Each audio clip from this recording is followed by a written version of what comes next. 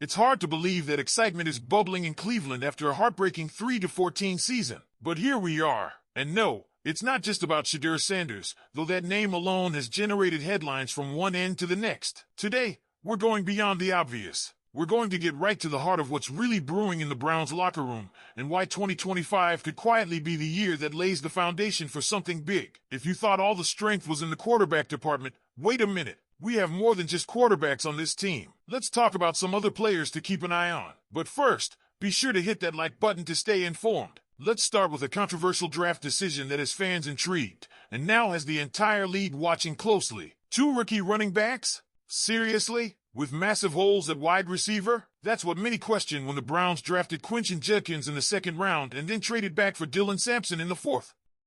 It was unconventional. It was bold. And now, it seems, genius. Judkins, a name you probably already know, came in with the bigger hype. But Dylan Sampson? There are whispers in Berea that he might be the real steal. The kind of guy who doesn't just share touches, he commands them. With Nick Chubb officially gone, this isn't just a committee experiment. This is a backfield in the middle of a transition, and these 2 rookies are the centerpiece. Fans should buckle up, because whether it's Judkins bursting through the tackles or Sampson slicing through defenses with speed, the Browns are going to run the ball. A lot. And they're going to be worth watching every snap. But we're not stopping there. The wide receiver situation might seem bleak on paper, but it's quietly brewing into one of the most intriguing position battles on the roster. Deontay Johnson, a veteran whose 2024 tour included 3 different teams, is in the mix. So is Jerry Jeudy, still trying to prove he's a WR1 in this league. But it's not them that should have you raising your eyebrows. It's the young guns. Cedric Tillman, at 6'3", had moments last season that made fans dream a little. A concussion in Week 12 slowed his momentum, but don't forget what you saw before that. And then there's Jamari Thrash, a name that might not mean much now but could be lighting up fantasy boards by mid-season. He's quick. He's electric in the slot. And if Tillman can be the physical outside threat while Thrash carves up defenses inside, Cleveland's air attack might be more dangerous than anyone is giving them credit for. Let's be real, though. A receiver room with this much uncertainty is a gamble. The Browns didn't draft a single wideout in April. Not one. That means they're betting big on what they've got, and that includes breakout potential. It's risky. But it also makes this WR group one of the most fascinating stories to watch when camp opens. Someone has to step up. Someone will. And when they do, remember where you heard it first. Now, if you're looking for a defensive player to rally around, someone who could go from under the radar to household name, look no further than Isaiah McGuire. He was a backup for most of last season, sitting behind Zadarius Smith. But when Smith was dealt at the trade deadline, McGuire didn't just step in, he made noise. 2 of his 2.5 sacks came in the final 3 weeks, and his 83.3 grade on Pro Football Focus wasn't a fluke. It was a warning shot. This year, McGuire steps into a starting role opposite Myles Garrett. And here's what that means: Garrett draws the double teams. McGuire gets the leftovers. And if his late-season performance was any indication, he's about to eat.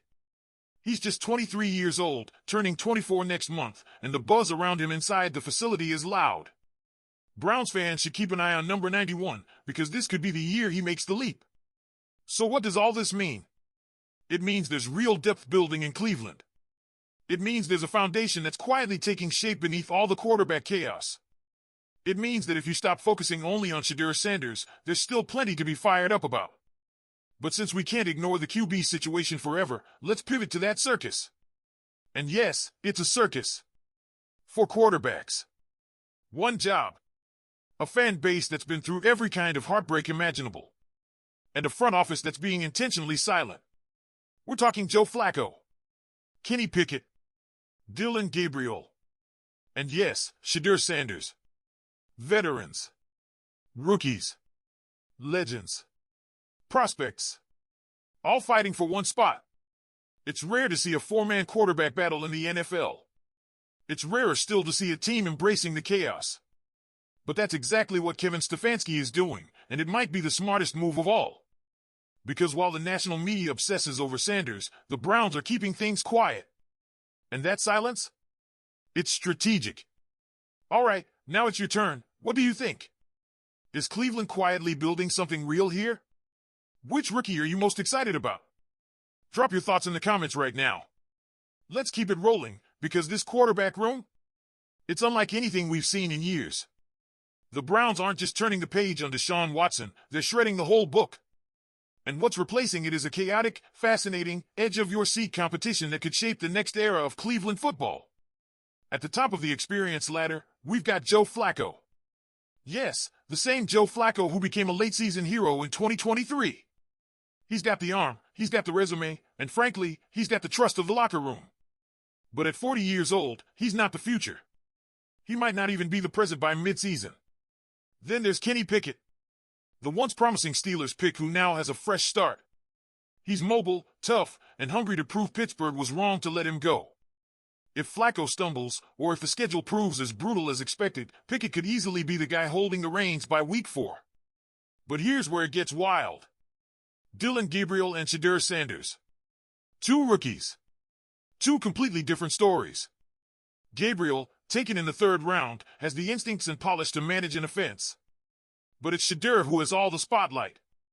Taken shockingly in the 5th round, he was once considered a lock for the 1st. A QB with big game experience, swagger, and that special it factor.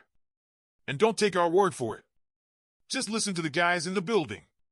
Former Browns lineman Jason Pinkston watched him at minicamp and said it best, he throws a really nice football.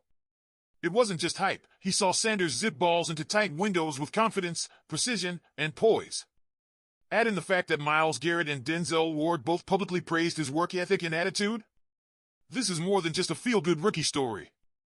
This is a locker room recognizing something real.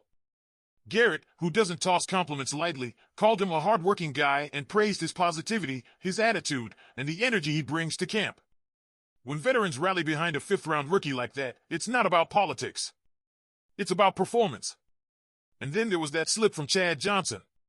He tried to keep it anonymous, but the cat's out of the bag. Denzel Ward told him straight, Shedeur looks different. 1st team, 2nd team, doesn't matter.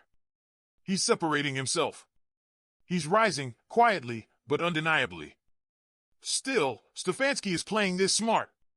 No starter has been named. No order on the depth chart. It's all installation phase, and no one's tipping their hand.